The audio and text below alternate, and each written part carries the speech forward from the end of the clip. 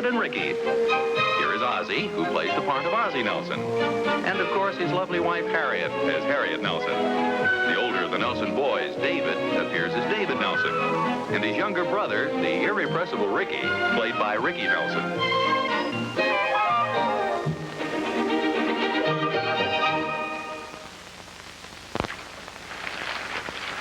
Morning, Mom. Hi, Pop. Oh, good morning, Dave. Breakfast about ready? Just about. I'm kind of in a hurry this morning. Yes, you must be. You almost beat your father, and he knew we were having French toast. Did you say French toast? I thought that'd bring your face out of the paper. Sure did. What's your big hurry, Dave? We're having a baseball game this morning, and I'm going to pitch. Well, good for you. Isn't Ricky gonna play? He was supposed to, but I doubt if he does. Why? Why not? He probably won't even get there. He's such a slowpoke. Oh, I wouldn't say that. Neither would he, but it's true. He never gets anywhere on time anymore, does he? You ought to help him out, Dave. You're his big brother. Oh, I do, Pop. He told me to wake him up for the game this morning, and I did. You sure did all right. Hurry up, Rick. You're late. I've been in the shower.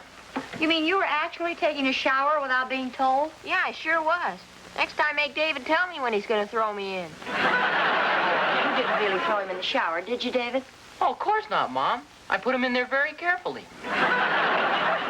Dave, I don't think that was a very nice thing to do. Well, golly, Pop, he asked for it. What do you mean? I almost got drowned. Well, you said to make sure and wake you up. I was getting up. Slowly, but I was getting up. The trouble with you is you're just a slowpoke. I am not. You probably won't even get to the ball game on time. Oh, yeah? That's how much you know. Come on, calm down, will you, fellas? Sounds like a crazy house in here or something. Take it easy. Yeah, David, just calm down. I'll get to the game. Don't worry. Like you did last week, I suppose. Well, what happened last week? He begged us all week to let him be bat boy, and then when it finally came time for the game, he didn't show up. Well, I got there before the game started, didn't I? Well, if he got there before the game started, David. Naturally, he had all the bats. The guys were sure sore, too. Why didn't you get there on time, dear? Well, I don't know. I just didn't realize what time it was. Well, you've got to learn to organize yourself, son. Time is a precious commodity. And when you're late, you not only waste your own time, but you waste the time of other people around you. The old expression of knowing what time it is has a lot of ramifications. Hey, that'd make a good subject for your speech today, Pop. What speech is that? It's a sports luncheon. Don't tell me you forgot. Oh, no. You sure that speech is today? Oh, sure, Pop. I didn't know you were going to make a speech. Well, it's not exactly a speech. See, the baseball coach just wanted the fathers to say a few words at the luncheon. You sure that's today, Dave? Oh, sure. It's the last sports luncheon of the season. You gonna give a lecture, Pop? Oh, don't be silly. It's not a lecture. What are you going to speak about? Well, I'm not sure yet, but I'll think of something. I think that stuff about being on time is good. Yeah, it might be at that. You know, the importance of being on time for athletic events and having things well organized. Yes, that is a good subject. It could also apply to getting things organized in the home, don't you think? Yeah, I suppose it could apply to almost anything. Well, I was thinking about the house in particular. You know, organizing things, getting things done. Now, wait a minute. I didn't say anything about getting things done. I know, but I did. I thought as long as you were talking about time, it's about time you got around to fixing that light on the back porch. You mean today? Well, there's no time like the present. Well, I'll have to get a new socket and everything. Oh, I have a new one in the pantry. All you have to do is put it in. Oh. Well, thank you, I guess.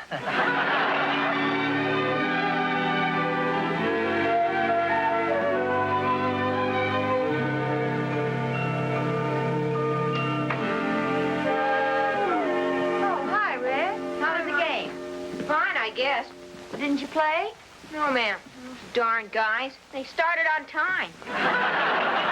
Well, I'm afraid that was your own fault, dear. Well, I thought sure I'd get there in time. Well, you left the house so late you couldn't possibly make it. You should have left with David.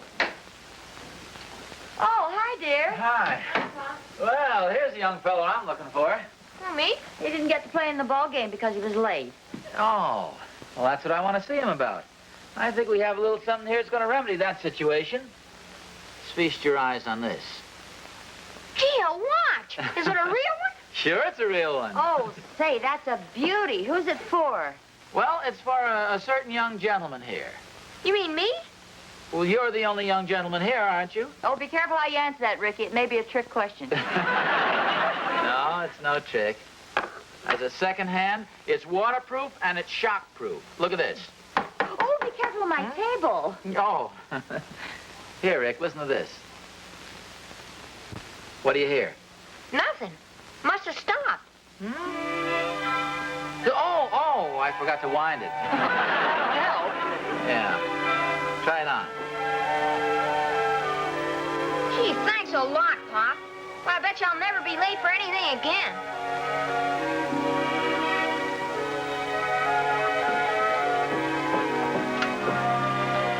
Hi, Pop. Oh, hi, Dave. Something must be wrong with this light. I turn it on, nothing happens. Maybe it needs a new bulb. Maybe so.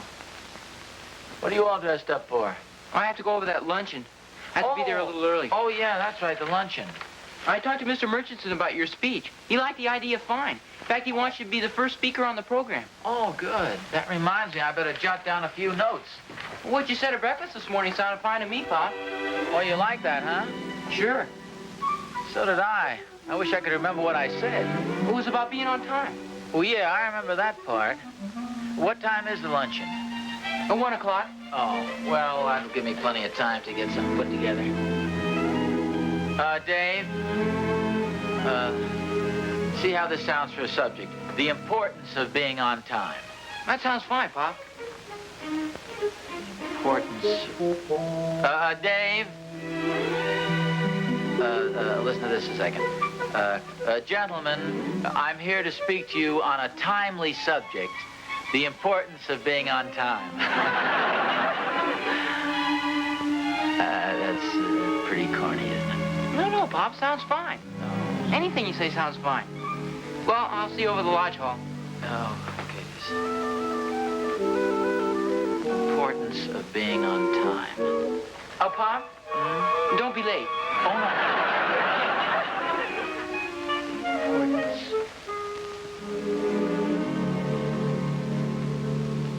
The importance of being on time.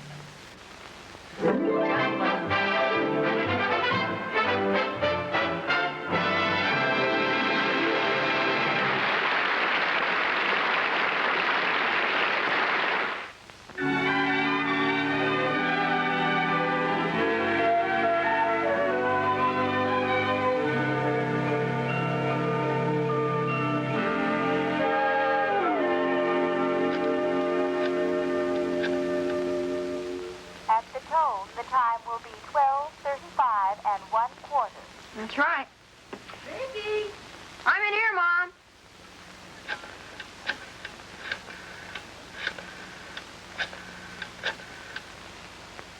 At the tone, the time will be 12:35 and 1/2. That's right. What are you doing? I'm just making sure the telephone company gives the people the right time. The operator hadn't made a mistake yet. I guess she must have a pretty good watch, too. Well, you better hang up now. Somebody may be trying to call us. Okay, just one more time, Mom.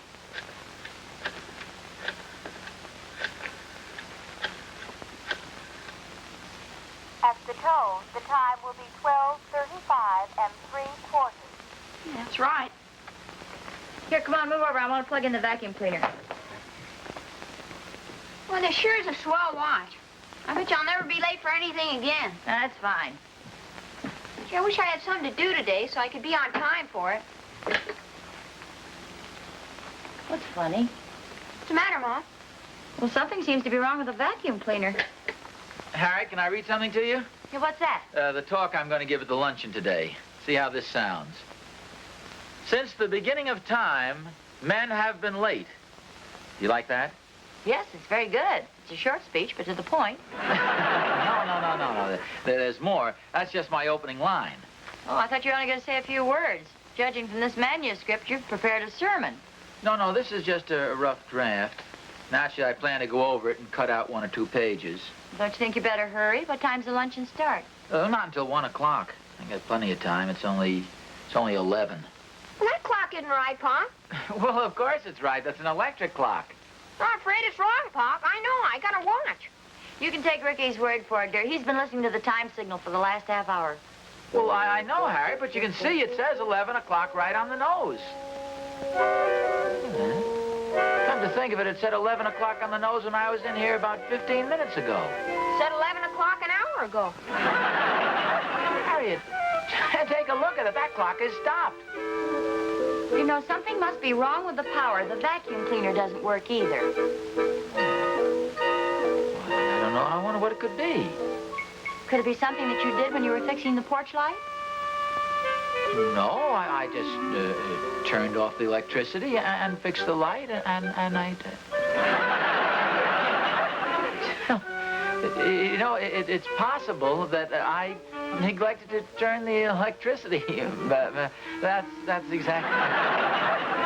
Oh, that's an easy mistake for anybody to make. Well, say, wait a minute. If that clock is stopped, I wonder what time it is. Would you like me to tell you? Oh, yes, please do. At the tone, the time will be Ricky, what time is it? 10 minutes to 1. This is going to be very embarrassing. I go all the way over there and make a speech on the importance of being on time, and I'm late for the speech.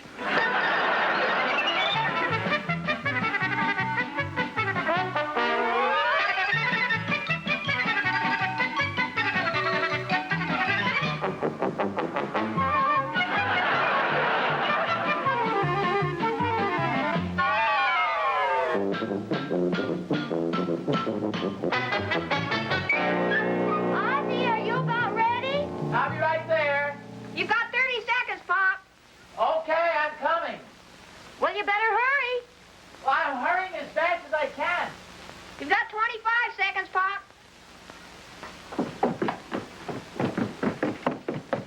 I didn't have time to shave, but I think I look Well, okay. you look fine, dear. 20 seconds, Pop. You know, I don't think I ought to go to the luncheon at all, Well, Harry. you've got to go. They're expecting you to speak. Well, 10 seconds, Pop. thank you, son. You can't let David down. But, Harriet, I've already let him down. Why don't we phone them and tell them I'm sick? We? Well, why don't you phone them? Oh, no. Well, Harry, you've got to. I'm much too sick to phone. Pop, Yes, son. you're late. Oh, there's a telephone.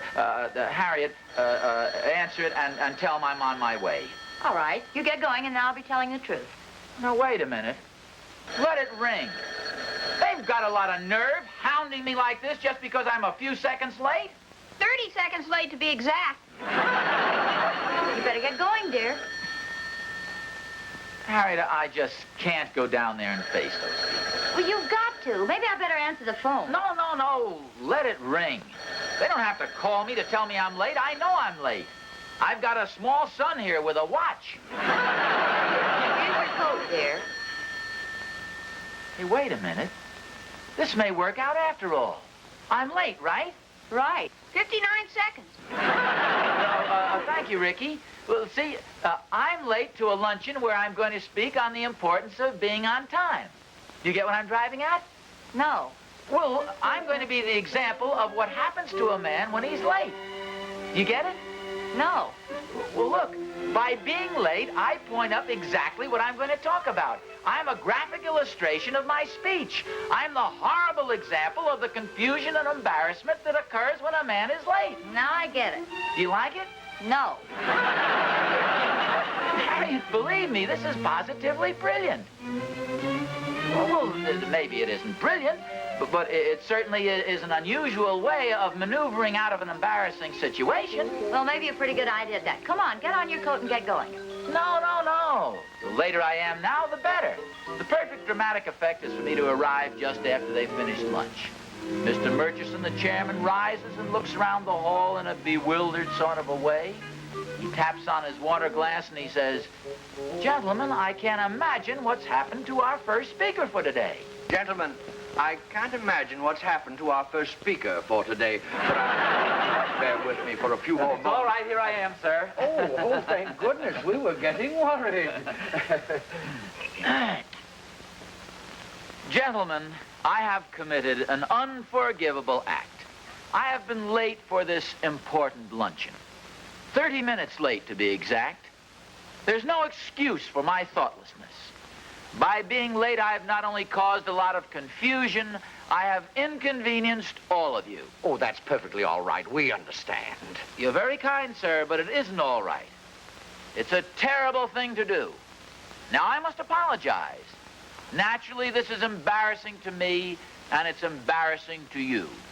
Believe me, gentlemen, I sincerely and humbly apologize for my rudeness. You have just witnessed what happens when a man is late. Confusion, inconvenience, embarrassment for all concerned. Now I can tell you that this was my way of illustrating the subject of my little talk for this luncheon. The importance of being on time. I hope you will forgive this rather dramatic presentation. Professor, I beg your pardon? I hate to interrupt, but I thought you were speaking on Plato today. Well, no. David told me, he mentioned the topic of my speech, and you were very happy with it. David? Who's David? Well, my son, Mr. Murchison. Mr. Murchison? Who's Mr. Murchison? Well, aren't you Mr. Murchison? No, I'm Dr. Pepin. Who are you? Well, I'm Ozzie Nelson. You mean you aren't Professor Higgins? No, I'm sure I'm Ozzie Nelson. You mean you aren't Mr. Murchison? No, I'm Dr. Pepin. I don't know. Where's Professor Higgins? Well, I don't know. Where am I? You're at the semi-annual luncheon of the Philoclean Literary Society. You mean this isn't the High School Athletic Association luncheon? Of course not. Now, what have you done with Professor Higgins? Gentlemen, I'm terribly sorry. My bus was delayed, but I got to you just as soon as possible. Oh, Mr. Murchison? No, Dr. Pepin? No. I'm Dr. Pepin. I'm Professor Higgins. Oh, I'm Ozzie Nelson. Have you seen Mr. Murchison? No. Oh, pardon me, gentlemen. David? Oh, hi, Pop. I've been looking all over the lobby for you. Where is everybody? The luncheon had to be postponed until 2:30. Oh, what happened? Well, somebody got the plans all mixed up.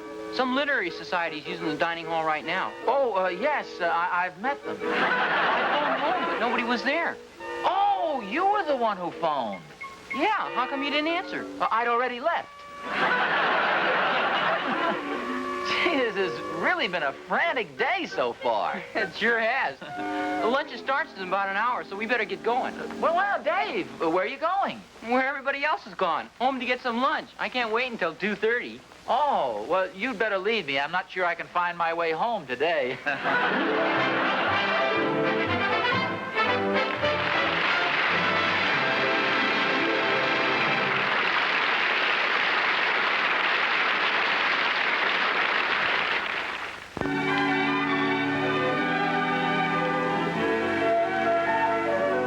Oh, is dinner pretty near ready? I'm starved. Yeah, just about. Had quite a day today. David told me your speech was a big success. Oh, thanks a lot. Yeah, they seem to like it. It's kind of unusual, I guess. Well, you just relax there. Dinner will be ready in a few minutes.